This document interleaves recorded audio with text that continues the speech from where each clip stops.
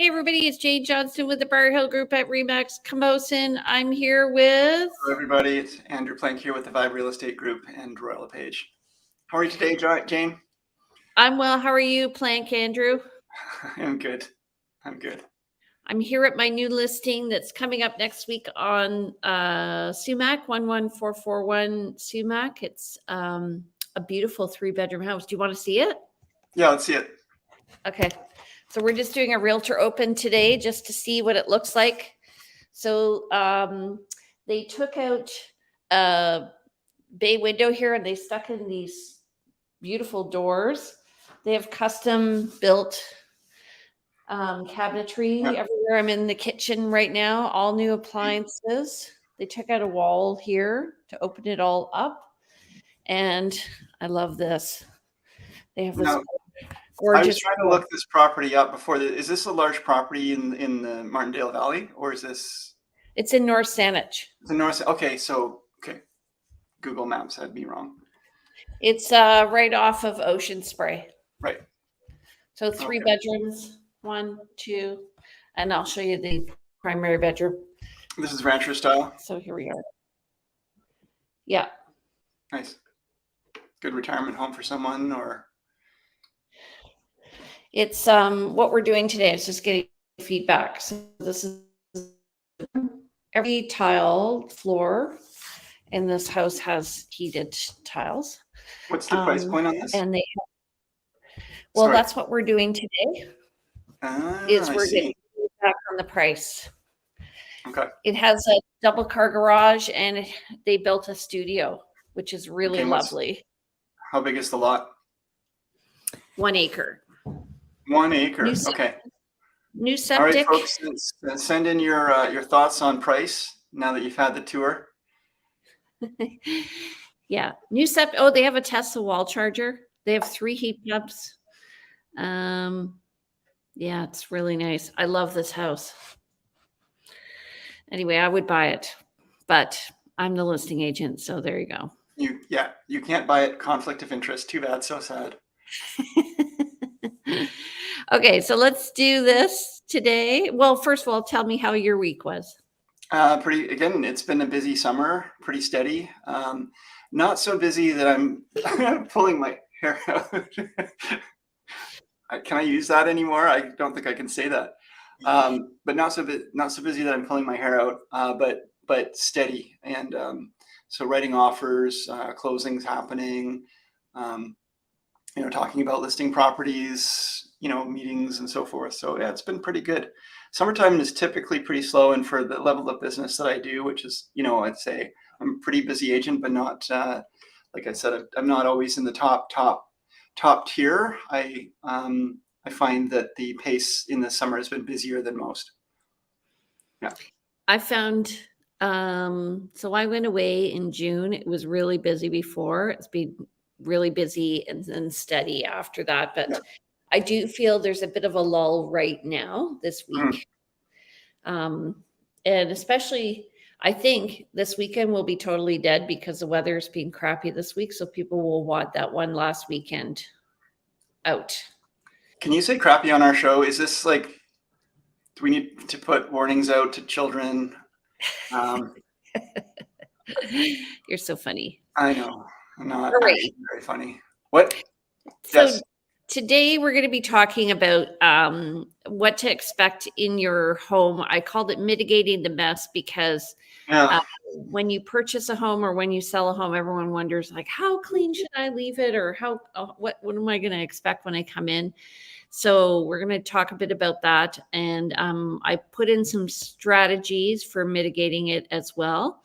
So we'll... Yeah, we should. We're going to talk about this from all sides. If you are writing an offer on a property and you feel like it's going to be left messy, or you just want to make sure it's professionally cleaned, what do we do about that? If you're selling a property, what are your obligations to the buyer versus, just social niceties? And what are some of the strategies and some of the things we can put into contracts, and what might be the effect of those that could be in your favor or against you? And what do we realtors do when there's a problem? These are all things we should dive into today. Well, let's start with the stats. Do you want to take the first slide there? Okay, so again, the slide on the right is the current last week's stats from August 3rd up to August 31st today. So we had 257 new listings go live, and then if you go to the left side, that's versus 260 from the week before. 150 went pending this last week versus 139 the week before. So we can see the numbers are just slightly up, but the ratios are about the same. Price decreases are down a little bit this week, 91 versus 97 last week. Price increases back on markets, solds are almost double. But again, we find end of the month is when transactions are processed. So that's not surprising to see more solds here towards the end of the month as people are kind of lining up with their perhaps rentals or what have you. Yeah, so those solds are transactions that happened 6 to 8 weeks previously. So Yeah. it did show a fairly steady market. Interesting. Now, expired is interesting, down a little bit, 32 versus 37. It's a small enough number. It's hard to say whether this is just a blip or not, but it's nice to see less expired properties, on that number going downwards. Yeah. Okay. Alrighty. So we have 341 net unconditional sales last week compared to 451 net unconditional sales this week. This is exactly what we were talking about. The market picking up a bit at the end of the month. New listings are for last week. There are 712 compared to 958 for this month. And that's compared to 980 last year. So that's interesting to me because I felt like a lot of listings came on the market last year. And we're at a total of 2,504 this month to date. And that's up from 2,460 for last week. So it's picking up. Yeah, the numbers, that's a pretty, 45, 44 listings more. But these numbers, month over month, week over week, are steadily moving upwards. So it does, show us that, again, not everything sells and that the inventory is starting to build up, especially as people with unrealistic expectations hanging on to a need to sell for a certain price are going to just stay actively on market or maybe eventually remove their listing. But well-priced properties are still selling. I was just out with a client last week looking at condos, and of the 6 we were requesting, I think 3 were under contract, and the other three weren't really great for him. Better value in the ones under contract. Then of the ones we saw that was available, it was good for him. He thought about it, went to write an offer, and by that time it had actually received an offer and was under contract. So 4 out of 6 condos. This is entry level West Shore, so not surprising in one sense. Anytime you're in the entry level for whatever it is, houses, townhouses, entry level price point, you're going to find that there's that upward pressure as people are kind of trying to get the best value they can from the lowest price point in the marketplace. Yeah. Are you finding buyers positive or negative right now? Optimistic or pessimistic? Kind of neither. They're just looking for advice, and my general advice is that if you can afford, I always say if you can afford to buy now's the time to buy. But there's a lot of, let's put it this way, actually, I do have a lot of buyers over the last 6 months to a year that have changed the direction and maybe are on a holding pattern. But I also have buyers that come in that it's time for them to make a move. They've sold a place or something's changed in their life, and they're not worrying about where the market's going or what it's doing so much as they need to make a change, and now's the time. They're pretty, I wouldn't say neither optimistic nor pessimistic, they're just ready to do business. Yeah. What I find funny right now with the people who are on the fence is they're waiting for prices to come down, but because they think that interest rates are going to go up, which means it's going to cost them more money. Over the long term, over 30 years, it'll cost you more money with a higher rate. Higher interest rate, yes. But if you're buying at a higher interest rate, I mean, all things being equal, you buy at a high interest rate now at a price. If you bought at a high price at a low interest rate, and then of course interest rates go up, you're in a worse position. And it's going to take you a lot longer to pay off. I'm just talking in general, not current situation. Unless you got a fixed term rate. Well, it depends on what the rates are available at the time, though. Fixed term rate at the time is still going to be high, or unless you go for like a 10-year term or something. I had a client go for a 10-year term and they got 3%. Yeah, and they're probably laughing, but people now never want to gamble that. But were we talking interest rates, or were we talking about what to do with? No, I'm just thinking. I have some clients right now who are waiting, and I'm like, well, if you like the house, it's funny. It's funny how people can overanalyze. If you like the house, it's a lifestyle. So I guess you just have to consider it all. It's the whole idea of, don't sweat the small stuff. If you like the house and most things work for you, don't, in the long run, don't worry about winning or losing by $30,000 or whatever, if it's $1 million house or something. Like, if you overpay a little bit, in the long run, it's not going to bother you because you lived in the right house. But if you get a good deal on a house and you move your family in and it just fundamentally doesn't work, it's going to end up costing you a lot more time and money and relationship stress.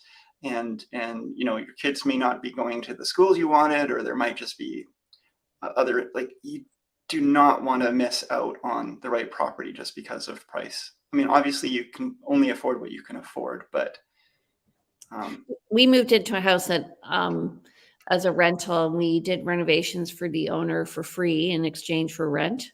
Yeah, that was the benefit. And I was pregnant with our second child, and I call it Jane's Folly because it was so stressful living in the wrong place. So, but I mean, we had a beautiful view and a nice garden and everything, but it's so true. You got to live in the right place, and especially moving, selling and purchasing is stressful because you have all those fees. It adds up. And in the end, you want to end up ahead. Exactly. At the end of the day, I spent 15 years living in the West Shore, and it was a wonderful location for us in many ways.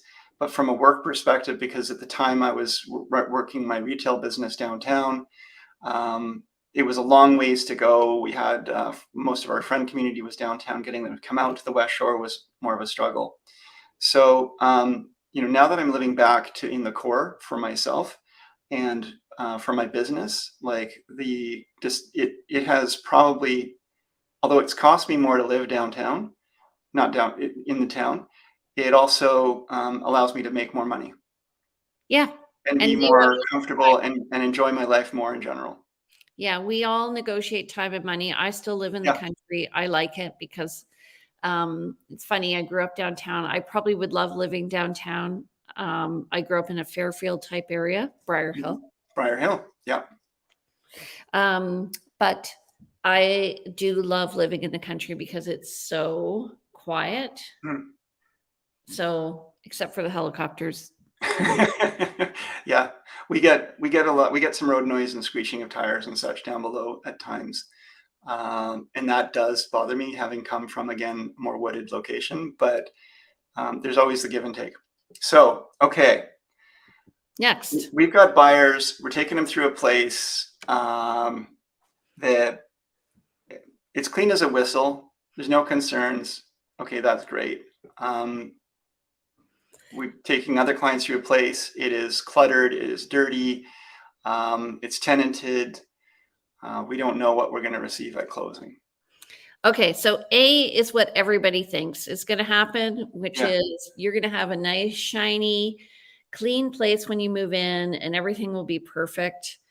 And so how do we get to that place? That's the one thing. And often when we show,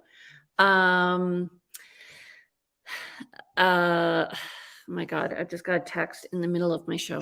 Anyway, often when we show, it does look shiny and clean. And sometimes when you go back for a second viewing, you realize, oh, it's not so shiny. Right. So how do you mitigate that when you write the offer? I mean, I want to comment on that because, I mean, we all, it's that first love kind of thing. You go through the house and you fall in love with it, the one you want to buy, and you see it through those rose-colored glasses, and immediately you're kind of seeing it all in the best possible light. I always find that after the people have moved out, that's where you see the cobwebs, you see the blemishes on the walls, you see the dust in the corners, and that sort of stuff that you may not have noticed before. And a little bit of that is kind of to be expected. But, people also, when they list their home for sale, they are cleaning it and making it presentable.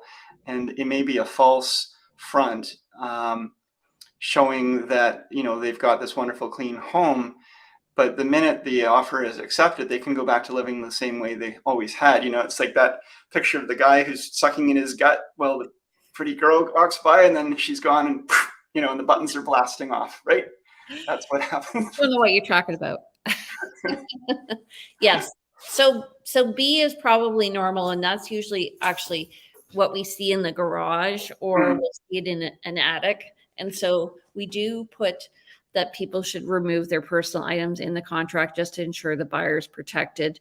Now, I will tell you, I didn't show this property. I was working with another agent. She wrote the offer on the property.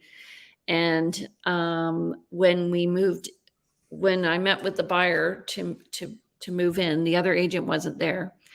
And the whole basement was filled with crap like that, including rat poo. Talking picture C here. Pardon? Picture C. Yeah.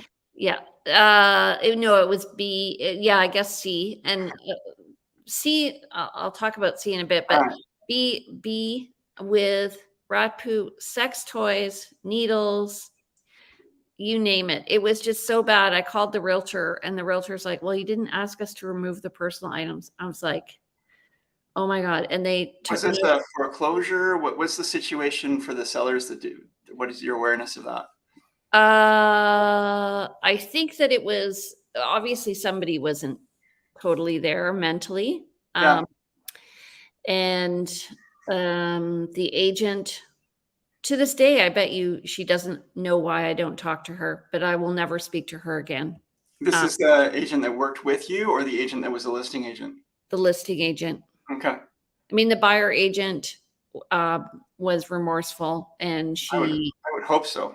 Yeah, but the listing agent just sort of said, well, sorry, you didn't write it in the contract. Too bad, so sad. And this is one thing that is always like a discussion point before an offer that we should always have with our clients. And it doesn't always happen in the heat of the moment or multiple offers or what have you, but the expectations around a clean house, what we see when we first view the house can give us some hints about what we'll receive on closing.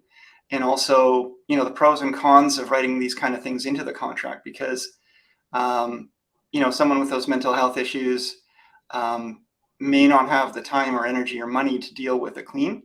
And so giving your clients that are buying the heads up that, you're probably going to have to deal with a mess when you move in, or you try to negotiate it being cleaned and spotless, but we don't have control over necessarily who they hire, how well they do the work, and how, do we hold back funds. That once we get into those kind of negotiations, it can cause the buyer to pay way more money for the place as opposed to taking it as is, because the seller will not negotiate as much. So as a listing agent, I had a place like that, and I went in with the cleaners and we just cleaned the house, and that was it. Like I said, okay, and this person had no money. Mm-hmm. They were pre-foreclosure. And so I said, they had equity though, but I said, you know what, we'll add it to the cost of the listing fees. And I literally just prepaid all the cleaning costs. I had it all tickety-boo before we went on the market. And then I also paid for a cleaner because I knew she wasn't. It's going to get dirty again. Yeah, and we added in a cleaning at the end, so we got it done. So the buyer was happy, and it still wasn't perfect, but it was pretty good. Mm-hmm. In the U.S., they call it, I think, brush clean, Brush broom, clean. broom clean, like Yeah. being swept. Okay, And that's just kind of like the base level is broom swept is the expectation in the States. Yeah. So folks, this isn't like when you buy a home, it's not like you're buying like the sellers are moving out of a rental and there's a damage deposit that they're going to lose and so forth. They don't have any obligation unless there's something written into the contract to clean the home. And even if they did, it may not be to your standards. So, and this is where wisdom comes in, because we have been there and then we know how to mitigate it, and so we prepare you for it by writing it in the contract. So you can do a holdback as well. I've done that where the whole property was full of junk. We did a $20,000 holdback. yeah. And this was in probably 2007, 2008. And where if the seller didn't remove all of the used cars and everything that he had, that it would be a holdback. And the seller obviously did. And he actually wouldn't give us the keys until he got his holdback back. Right. Right. We had a situation recently where we talked about a holdback. For a different matter, it was for some remediation of something found in a building inspection. And what was funny was, okay, so first of all, folks, a holdback is we write it into the contract that there's money held back from the proceeds of the sale from the buyer, held in trust by the lawyer. Doesn't belong to anyone yet. And then it's sort of depending on what happens at completion or depending on what happens within the language of that holdback. So for example, the holdback could be for removal of junk, or it could be for, in this case, maybe remedy of something in an attic. Depending on what happens, that money is either provided back to the seller or given to the buyer. And it happens also in new construction. If work hasn't been completed and you have a holdback and there's a certain amount of time, the money will just go to the buyer after that time so that the buyer can pay for somebody to do the work. The key takeaway is, we were discussing in this case a holdback that was probably enough and probably more than enough, but possibly not to cover expensive remediation. But the number that was given, my client said, oh, we have the option at this number. We'd be comfortable just leaving it and eating that $5,000 rather than dealing with bringing in people to remedy and maybe it costing us more or just having to deal with the hassle. So holdback usually should be more to cover, but it also doesn't mean that automatically, let's say it was $100,000 holdback for cleaning. Doesn't mean that if you don't clean, you don't, the $100,000 is forfeited. It's if whatever the buyer's expenses are, they would then apply them against that holdback. And then the remainder, once it's satisfied, would go back to the seller or whatever. $100,000 holdback is extensive. I'm just giving an extreme example to say you don't get the money, all the money in the holdback, but you want enough to cover most eventualities. So C is where you go into a place, and usually this is an older person who's been living there and a handyman, and they have all these tools. And what we've done in the past ourselves was we just bought the house with all the tools. Mm-hmm. Yeah. And what this did was it took a lot of the stress off the seller. So you can take on the burden, and I do think it is a burden, of removing all the stuff yourself. This goes back to that balancing act, and also, again, time, energy, and money that the buyers in this case have to take this on. They may actually find that there's a bunch of treasure amongst that stuff. There might also be just everything needs to be junked and garbaged and fumigated and cleaned out, and it's a bunch of hassle.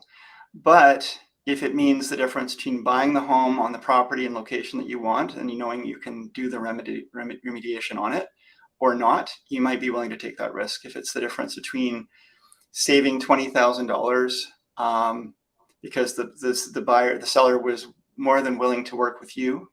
I've lost out on offers because even if it was a higher amount, the seller was more comfortable with just being able to leave it as is, where is. Yeah, because you're negotiating two things always, time and money. Mhm. So you're saving the seller time, and you're also saving yourself some money if you just say, I'll deal with it, don't worry about it. And you There's just also, take the mess away. yeah, and you're kind of trying to solve, depending on what kind of market we're in, if the buyer is in the driver's seat or the seller is in the driver's seat, buyer's market, seller's market, we may have more ability to negotiate certain things, right? So yeah, no, I'll come back to it. I had a train of thought that just got derailed. Okay, so D is, will the gutters and stuff be clean? Probably not. That's excessive cleanliness, and it probably won't happen. Generally, if that's going to happen, it will have happened before an inspection, Mhm. because they want to make sure the house looks good during the inspection. So don't expect the seller to clean the gutters. No, or clean out the perimeter drains, or all of these things that are ongoing maintenance pieces that we could have done in a building inspection, but most people don't. Yeah. One thing that is a nuance to all of this is, and I found this happens, some agents, as a matter of course, include a cleaning clause in their offers for their buyers. Yeah, that's a new thing. Yeah. Yeah, it's becoming more common as we've gotten more into balanced market, and I think it's wise. But you want to be careful because there's an emotional content to negotiations as well. And if the seller feels like they're being held accountable or being called a slob, they may actually get their back up. So it's a fine line around the cleaning elements and some of these, removal of junk, often of which they're just kind of like, well, we just throw this into every offer. But we need to be careful how we couch them when we're doing our negotiations, because we certainly don't want to create any angst in the seller as well. That could again cause them to be like, no, I don't want to work with these people. You're assuming though that you're speaking to the seller. Really, we're asking the buyer to interpret, or the listing agent to interpret what we're saying. Well, we are giving the listing agent tools to take to the seller, and hopefully we have had a conversation with them around why these clauses are there and what our intentions are. Yeah. And again, if it's a multiple offer situation or competitive, or you want to get a quick answer on an offer because there's going to be multiple offers tomorrow, there's different ways of approaching this, but you want to be careful about, it is one extra nuance in all of this. When you talk about holdbacks, when you talk about cleanings, that some people will get their back up. I've experienced this for sure. Yeah, I agree. The other thing you can do is have a garage sale, and often people do this before they list. Some agents actually go around garage sales and try and pick up clients by saying, oh, I noticed you're cleaning up your house. Are you interested in selling? Right. So that's a tip. I know you're all you realtors out there. I love garage selling, but I'm usually stealth, except for the fact that I'm driving a pretty classic realtor car. But I'm pretty stealth about being a realtor. You remember back in the day, Sue Daniels, Ferry would be teaching us real estate lore and how to do things, and it was always wear your name tag and go to the grocery store and give a huge tip and leave your card when you're at a restaurant. And I know you. I would leave a tip at a restaurant. I leave a tip anyway, but sometimes if I like the person, I'll leave my card. But it's funny because Andrew and I worked together at Pemberton Homes. I chose Pemberton Homes because of Andrew, and Bike Homes because he's an awesome person. And then, but when I moved to Remax, all of a sudden I didn't have to, like, if I just wore a jacket that said Remax, people would say, so how's the market? I'd be like, how do you know I'm a realtor? Right. So funny.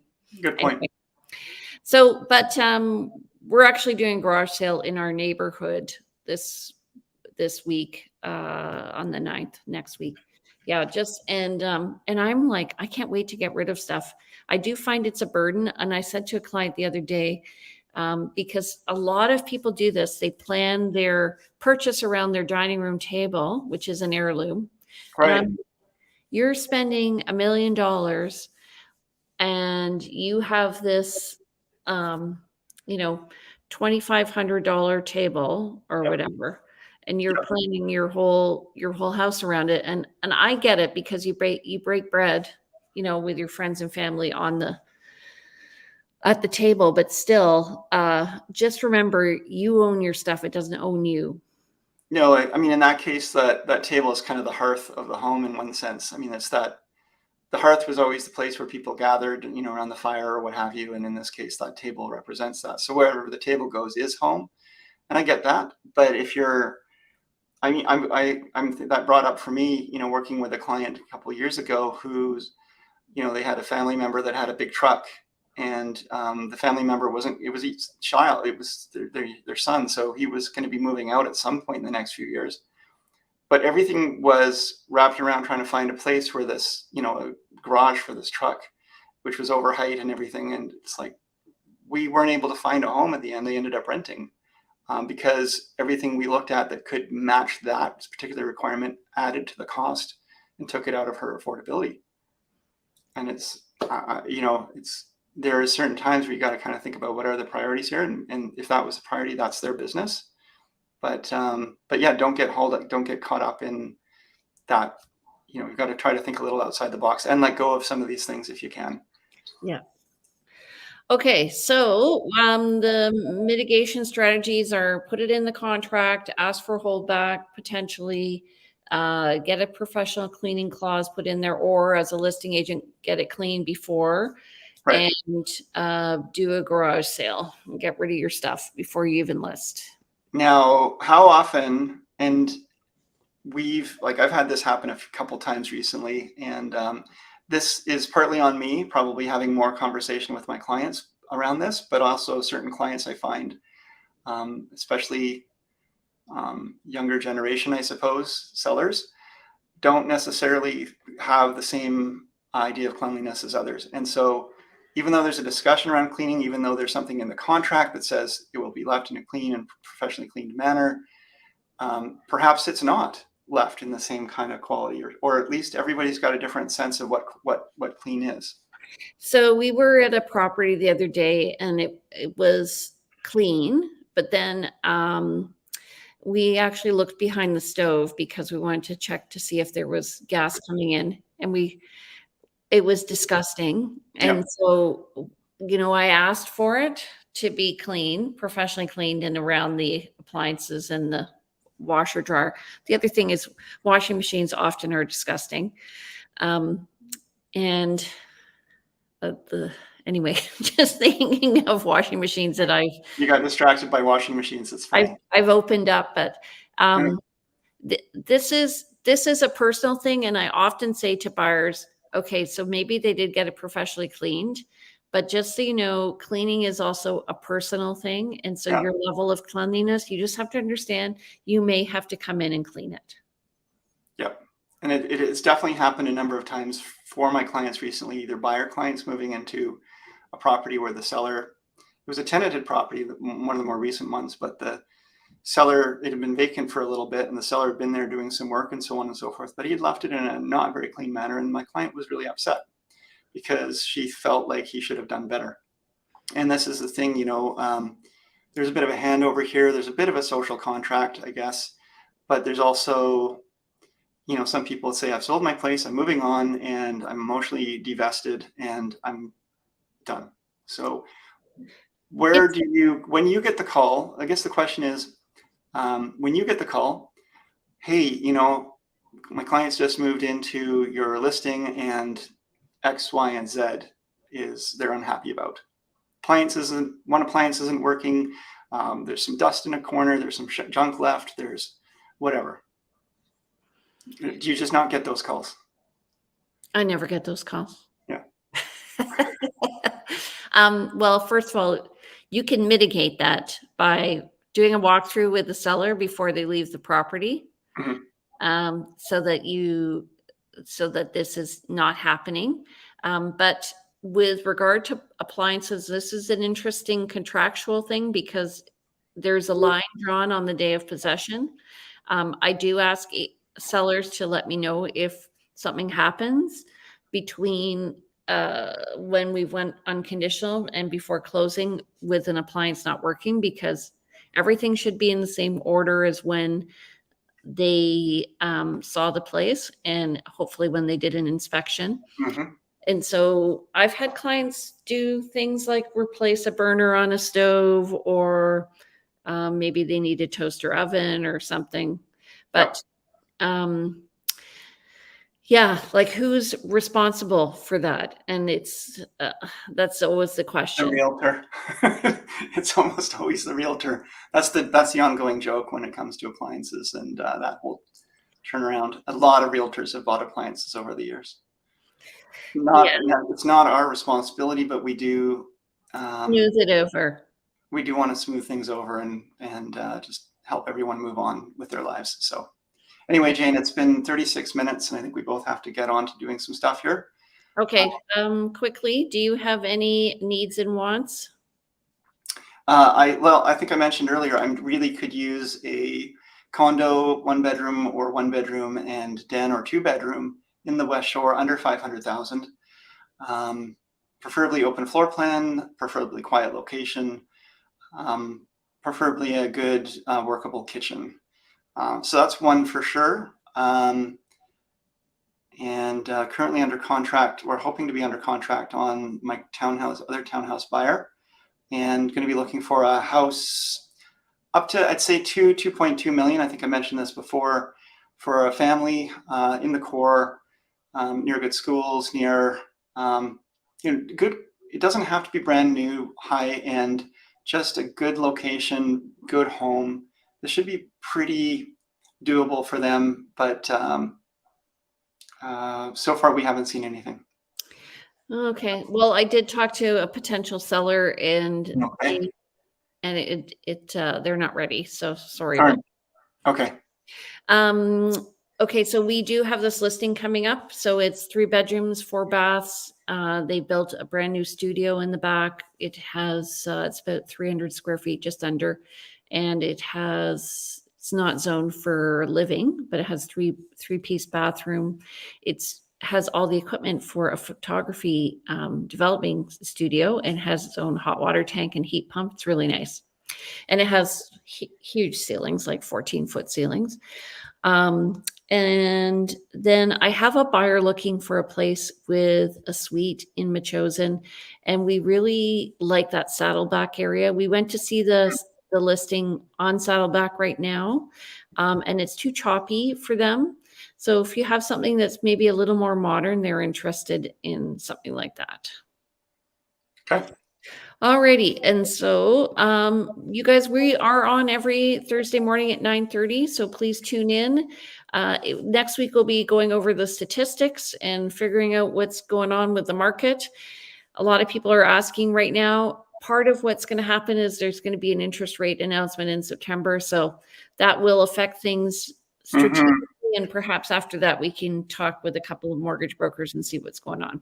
Yeah, I'm curious to know where we go with this next one, and maybe that is what people are waiting on, as we were discussing before. But anyway, that's for another day.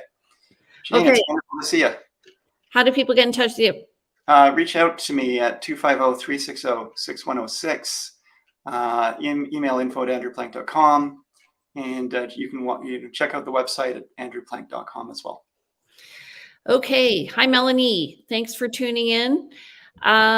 You can reach me, you guys, at 250-744-0775. My email is briarhillgroup@gmail.com. My website's briarhillgroup.com. And you can also look at these shows and more at victoriarealestateshow.com. And I'm on Instagram as realtyteacher_Remax_Victoria. Have a great day, everybody. Bye, Jane. Bye, everybody. Bye.